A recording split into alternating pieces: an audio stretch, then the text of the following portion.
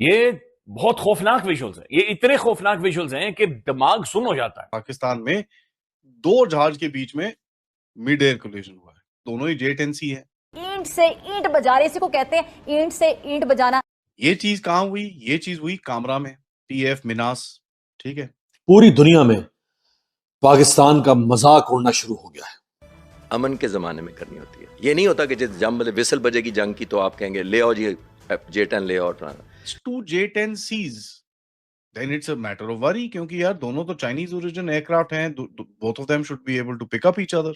यकीन जानिए मेरा दिल दुख रहा है बतौर पाकिस्तानी।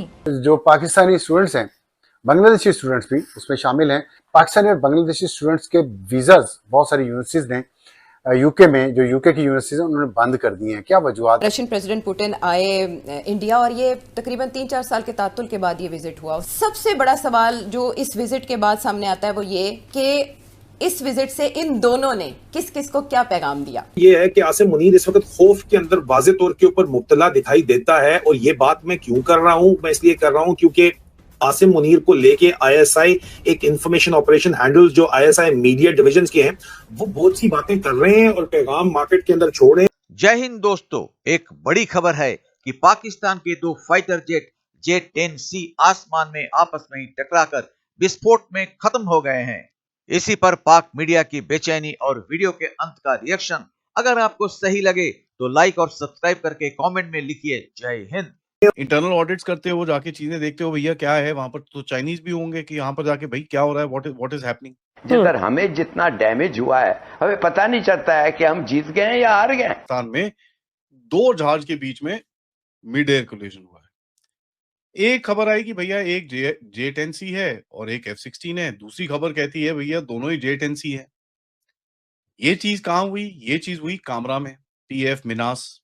ठीक है, नाउ देखिए, PF Minhas Kamra is a very important airbase. इनका वहां पर थोड़ी टेस्टिंग फैसिलिटी भी है जहां पर ये अपनी फ्लाइट टेस्टिंग और ये सब भी करते हैं, और उसके साथ में इनकी फैक्ट्री भी है जहां पर ये JF-17 बनाते हैं।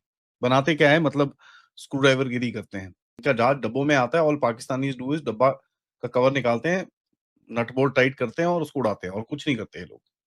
एनी केस, वापस आते हैं तो क्लेम इज कि दो जहाज किसी चीज में कुछ करते करते चिपक गए एक दूसरे से। ठीक है, now if it's 2 J-10Cs then it's a matter of worry, क्योंकि यार दोनों तो चाइनीज ओरिजिन एयरक्राफ्ट हैं, both of them should be able to pick up each other.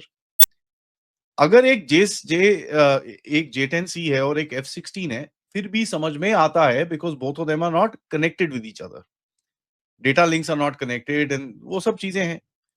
कोई ऑफिशियल कंफर्मेशन नहीं आएगा इसका, no denial will come, nothing will come, because देखिए आपको इन चीजों को एनालाइज करना पड़ता है एज ओसिट, क्योंकि पाकिस्तान भारत की तरह तो है नहीं कि भैया क्रैश हो जाता है एकदम से खबर आती है कि भैया ये हुआ है, ये पायलट है, ये ठीक है, this is what is happened, ये करके पूरा क्लियर खबर आ जाती है।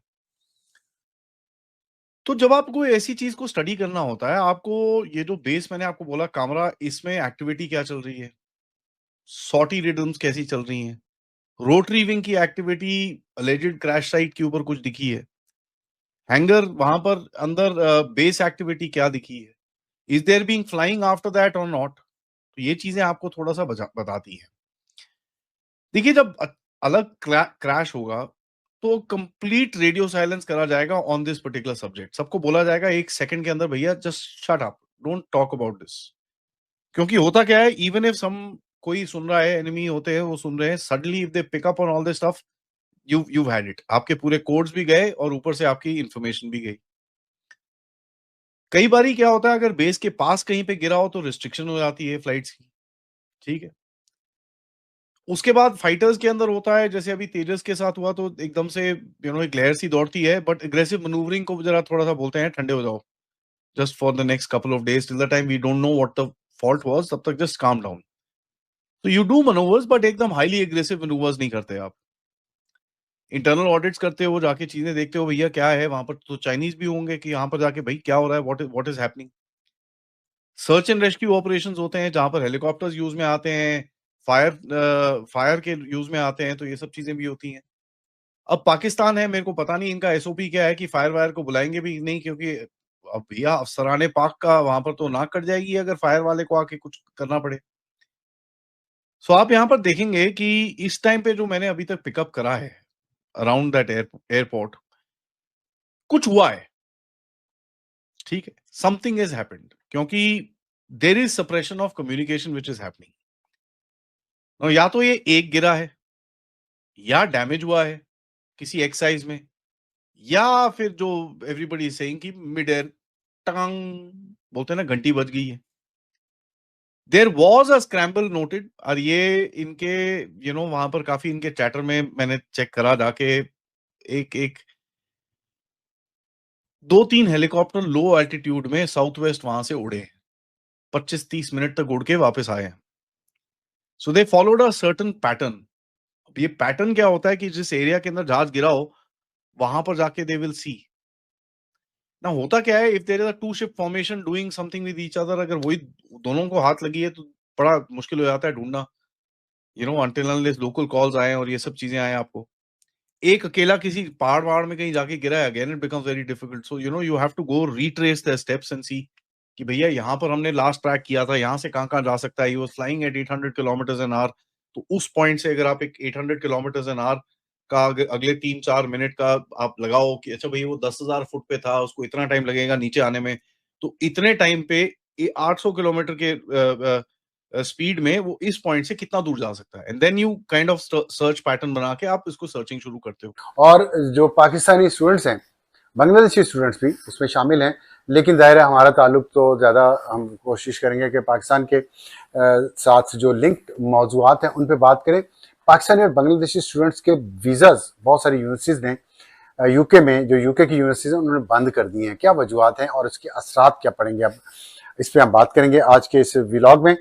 तो सबसे पहले मैं वीज़ों की बात ही कर लूँ, क्योंकि स्टूडेंट्स हमारे जो हैं और बहुत सारे स्टूडेंट्स हैं पाकिस्तान में, पाकिस्तान की 66% आबादी नौजवान। तो दोस्तों, पाकिस्तान के प्रेस रिलीज किए बिना यह बात सबको पता चल गई है कि पाकिस्तान के कामरा में उनके 2 फाइटर जेट उड़ान के दौरान आसमान में ही आपस में टकराकर विस्फोट के साथ आग का गोला बनकर खत्म हो गए हैं।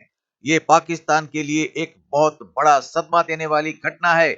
आप सबको पता है कि कुछ दिनों पहले दुबई में एयर शो के दौरान भारत का स्वदेशी फाइटर जेट तेजस करतब दिखाते समय अचानक से अनियंत्रित होकर जमीन से क्रैश होकर खत्म हो गया और उसका पायलट भी वीर गति को प्राप्त हो गए। हम सभी भारतीय इस दुर्घटना से बहुत ही मर्माहत थे, लेकिन इन बेशरम पाकिस्तानियों ने खुश होकर उसका बहुत बड़ा मजाक बनाकर आनंद करने में लगे थे। उन बेवकूफों को इतना भी समझने का दिल नहीं है कि ये हादसा लड़ाई के दौरान नहीं हुआ है, ये हुआ है एक एयर शो के दौरान, जिसमें जानी दुश्मन तक को सहानुभूति हो जाती है। लेकिन ये पाकिस्तानी तो दुश्मन कहलाने तक के काबिल ही नहीं है।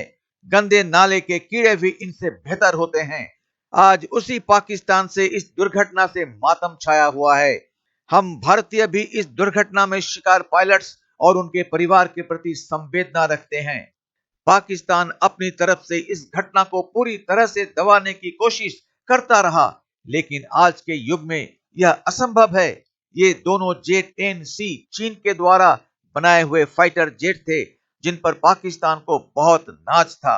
यह भी कहा जा रहा है कि दोनों फाइटर जेट्स में से एक अमेरिका निर्मित F-16 भी था। 2 दिन पहले कैलिफोर्निया में एयर शो के दौरान एक F-16 क्रैश हो गया था। अब यह लगातार दूसरा F-16 क्रैश हुआ।